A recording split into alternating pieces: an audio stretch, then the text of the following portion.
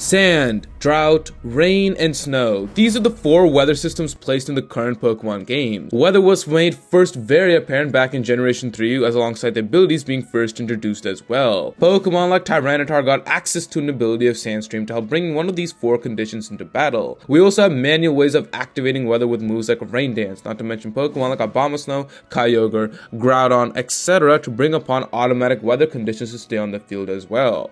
However, in Generation 9, we got a new weather update which has changed weather and how it's played drastically in the Pokemon singles metagame of OU. Back in Pokemon Legends Arceus, Game Freak got rid of Hail for an experimental design in snow. Beforehand, Hail was somewhat similar in sand in dealing chip damage but had a couple glaring issues. One, the Hail users weren't over the top great and the abusers in Hail weren't all that amazing. It doesn't also help how Ice is one of, if not the worst defensive typing you could probably have by its standalone self, so already getting the Hail abusers to switch in would be a bit difficult to begin with. Generation 9 though has changed this weather system, and by that I mean it got rid of it completely. Well, I'm just kidding, obviously. They replaced it with Snow, which is obviously way better than Hail in my own opinion. Snow, unlike Hail, does not deal chip damage, however it provides a boost on the defensive end for Ice types. This is a critical change as it provides a good leeway for some Ice types to switch in. However, honestly speaking though, it still hasn't been all that game changing as there still aren't good Snow abusers yet despite Game Freak's attempts in as a Titan. And don't even get me started on the Snow setters like Abomasnow's awful typing. Having it as a Snow setter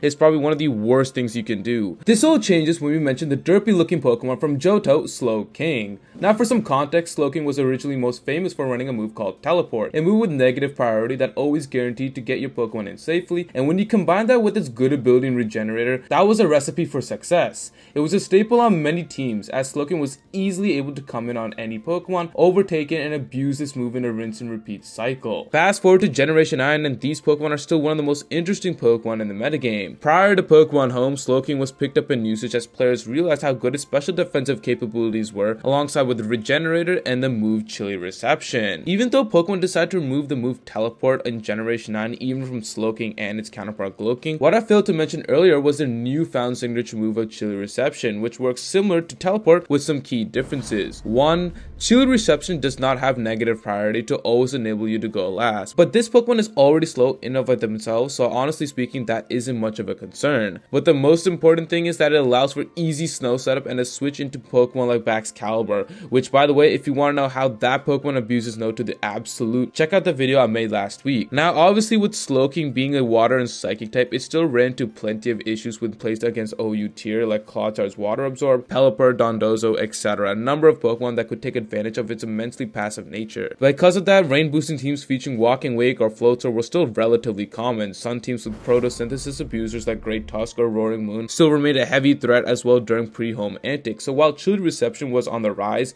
it was still stubbed by the user itself. Quickly before we move on, if you guys are enjoying yourselves, be sure to subscribe for more competitive content just like this. It's free and helps me know that you guys want to see more Pokemon content just like this. Anyways, back to the video. However, with the release of Pokemon Home, Slowking's superior cousin was released in Glowking, and this is where things start to really take off. Glowking is widely regarded as a better Slowking for a lot of reasons. Its typing, being able to stall out popular fairy types, its immunity to Toxic, its better stats, and now its access to Toxic as well. But most importantly, just like its johtonion cousin, it's now got access to the move Chilly Reception. Already is the superior of the two, now it's got a move to also help out its loss of Teleport in this generation. This deadly combo has skyrocketed its usage so high in the top 10 echelon of Pokemon in the Smogon OU metagame. Slowking in and of itself, for the reasons mentioned prior, was never able to crack the top 10, not to mention by the time people figured out on such bold strategies, we were near the tail end of the pre-Pokemon Home metagame. Perhaps if we had more time, we could have seen the destructive force that this derpy Pokemon could have had. However, with the release of Pokemon Home, we have basically seen it in its better form of the two. Chilly Reception is one of the most popular moves used on Glowking. If you look on Peakalytics, combine that, as I said before, with it being a top 10 Pokemon in the OU metagame, it is with no wonder why the most popular weathers have taken a pretty hard backseat compared to prior gens. Snow isn't the main reason why this move is so popular, but now it has become a byproduct of a move that is similar in the mechanics of Teleport,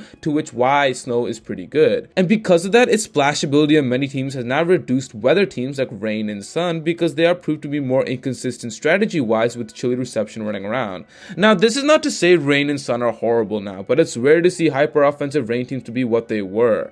One click of chilly reception and that strategy can be awfully ruined. Part of the reason why Swift Swim users haven't been so common and degenerated themselves to the lower tiers just like Basket Legion. Sun was mainly viable with the activation of photosynthesis users, fire type users, chlorophyll, etc. However, with the popularity of Glowking, it was able to switch in and take advantage of Torkoal's special moves or use the use of stealth rocks while it switched up the weather and perhaps went into something like Baxcalibur. And because of Torkoal's slow speed or lack of meaningful bulk, it can pretty much take lethal damage very quickly, and sooner or later Sun will be gone and the entire team can be screwed. Plus, photosynthesis users like Tusk or Roaring Moon now either run different items or choose to activate it manually with the booster energy. Booster energy wasn't relying on the inconsistent Sun and could activate the ability anytime the user decided to, which in this post-home metagame has proven to be the safer and better option. For these reasons, it is no wonder why Torkoal severely lowered down to the RU tier, as abusers had different strategies rather than depend upon the up and down inconsistency of Sun weather right now. Sand with Tyranitar isn't the same without good abusers like Excradil, not to mention Tyranitar itself struggling to make a name for itself in the power creep generation. I've already talked extensively about Tyranitar in my last video, but to keep it short,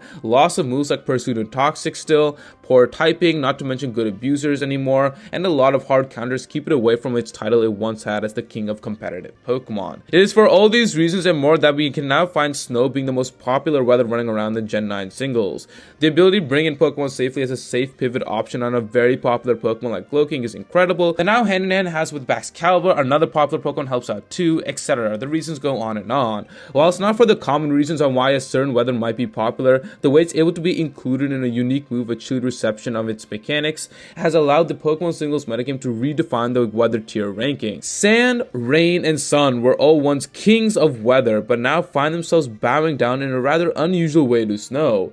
Talk about from irrelevant to now the bane for most weather teams these days. As long as Glowking is able to keep up with the power creep generation and has this move, weather will never be the same, at least for some time.